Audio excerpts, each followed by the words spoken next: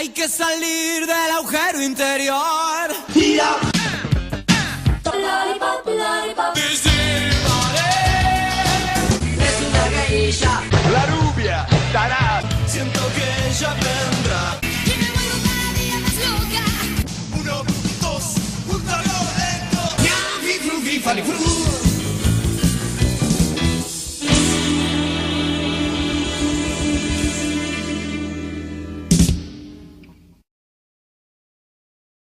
En el año 1983, con el retorno de la democracia, comienza una nueva etapa para el rock nacional. Es el momento en que bandas como Virus, Soda Stereo, Los Redondos, Los Abuelos de la Nada, empiezan a escribir el lado A de la historia del rock en la Argentina.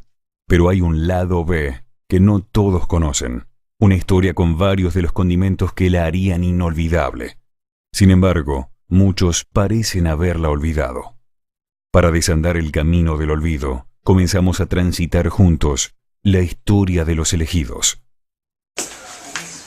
Sí, claro, pasé muchas bandas, pasé como Miranda, pero me acuerdo claramente, clara y vagamente de Los Elegidos. Gustavo el Gallego González, en voz y guitarra. Oscar el Mono Castro, en guitarra. Ricardo Miele, en el bajo. Guille Santamaría, en batería. Y Diego Ceballos, en teclados, dieron vida a Los Elegidos. Compañeros de la facultad me dijeron que había un grupo que estaba pegando muchísimo, que se llamaba Los Elegidos. En realidad era una banda donde había que averiguar a dónde tocaban, había pocos afiches.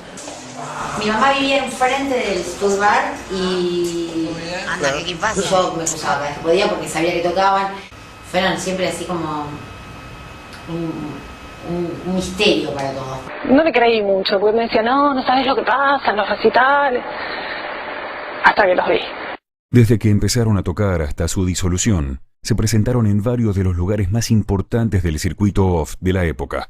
Tocaron en Cemento, La Esquina del Sol, el Stud Free Pub, Café Einstein y Shanghái, entre otros. Fue en estos recitales donde se empezó a plasmar lo que tal vez fue el punto más fuerte de la banda, sus particulares presentaciones en vivo. Y fui y realmente era como un rito. Los vi en un recital en Tokio. Es uno de los tantos lugares de San Telmo que había en aquel comienzo que le decían primavera. Alfonsinista, mentira. Pero bueno, al respecto de Los Elegidos, es tan llamativo cómo pegó, cómo caló profundo y que tuvo tanto que ver con esos 2 años de Primavera Democrática, tan llamativo eso como el olvido posterior. Un montón de bandas que se están haciendo desde abajo, Los Elegidos es una de ellas.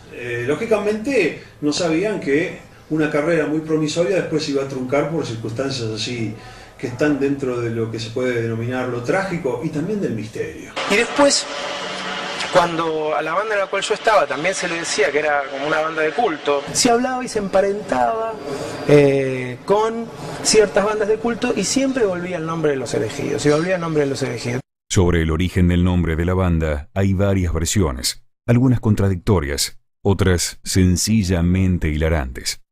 Manual del preguntador radial convencional, pregunta número 4.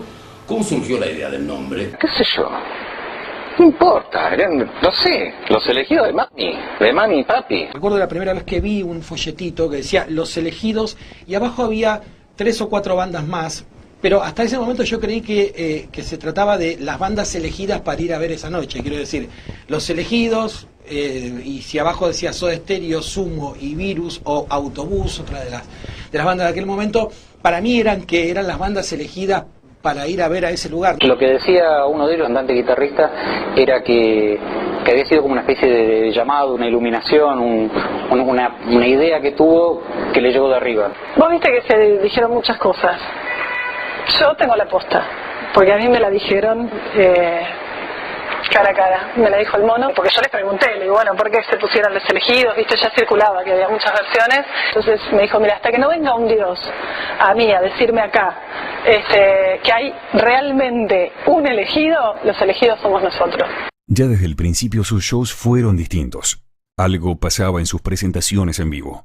Algo que excedía la alegría, la buena música y la diversión. Quienes concurrían a sus recitales coincidían en estas apreciaciones. Todos hablaban de alegría, de diversión, de buena música y de algo más. Pero cuando se los interrogaba por ese algo más, nadie aclaraba. Lo que sucedió con Los Elegidos es que ese boca a boca que se creó entre, de alguna manera, los periodistas y los fans que lo seguían, era fuertísimo. Y la consigna de la banda era que todo lo que sucedía en el recital quedaba en el recital. Y de tanto que te lo repetían eso, uno era como que lo creía y lo tomaba como que era una consigna fundamental para ir a escuchar Los Elegidos. Éramos todos muy seguidores de Los Elegidos y bueno, tal vez eso determinó en nosotros que el vivo sea algo especial, algo místico, ¿no? Y eran momentos únicos, veías algo y decías, esto debe ser un pub de Londres o de Nueva York, está pasando algo que no ocurre en Argentina, me está transportando a otro lado. No sé qué decirte, o sea, era una banda que estaba ahí cuando yo iba. Y cuando, después de mucho tiempo, porque la banda obviamente desapareció y no sé nada de ellos, la gente te pregunta sobre Los Elegidos y no se habla mucho, porque quedó como este mito de no hablar de lo que pasaba en los recitales. Para los que estábamos ahí, que se puede explicar, no se puede explicar, algunos lo querrán decir, otros no. Yo, en eso, chicos, en el fondo de mi corazón, ustedes saben que yo aprendí mucho de ustedes. Porque uno da la sensación de que los que saben qué pasó con Los Elegidos, o como todo aquello que no se dice y se guarda en secreto, parece que no existiera. Y a mí me pone en movimiento estas cosas que existen pero no se dicen. Creo que mi forma de respetarlos es manteniendo esto en ese halo de misterio que ellos supieron muy bien conservar. Para transformarte en un mito dentro del rock necesitas ciertos ingredientes. Uno de ellos, el fundamental, es la muerte. El 31 de mayo de 1985, la ciudad de Buenos Aires y gran parte del conurbano bonaerense quedó literalmente bajo el agua. Y me enteré años después que pasó esto, que hubo una gran inundación, creo que fue en el 85, famosa inundación en Buenos Aires. Ellos tenían su sala en el sótano y bueno, ahí tenían las cintas máster de lo que supuestamente iba a ser este primer disco y bueno, el sótano se inundó. Si me preguntan a boca de jarro, Alfredo, ¿Oscar Castro murió realmente? Yo no sé cómo contestar a eso. Es que le habían entrado, me contaron, al sótano de donde ellos grababan, tenían instrumentos, y uno de ellos, creo que fue el Castro, el Mono Castro, intentó salvar los instrumentos, me contaron algo así, y murió electrocutado. Y el Mono parece que quiso salvar esas cintas y bueno, en el intento dicen que se electrificó. Es una de esas situaciones donde hay una evidencia que es contradictoria, porque nunca fehacientemente hubo una autopsia. Bueno, obviamente la tapa de todos los diarios era la inundación. Y en la estación de Retiro estaba yo, Retiro. No, en 11, perdóname. Y en la estación de 11 la tapa de Crónica decía una patada al rock. El título de Crónica, que siempre juega con el humor negro, ¿no? Y era una patada al rock. Y yo dije, ¿qué es una patada? Y vi, era muere joven electrocutado. Yo cada vez que pienso en agua, lluvia, el otro día se me inundó la cocina, un día que llovió mucho, y yo pienso en el Mono.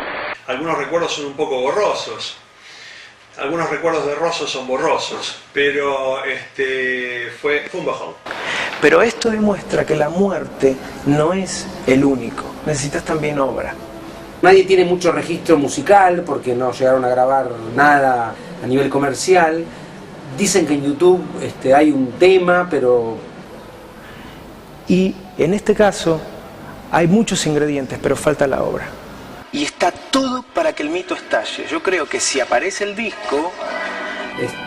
algunos blogs hay, pero la verdad que no hay tanta información como a mí me gustaría tener. Las cosas van a quedar como una ficha de dominó y el mito va a aparecer.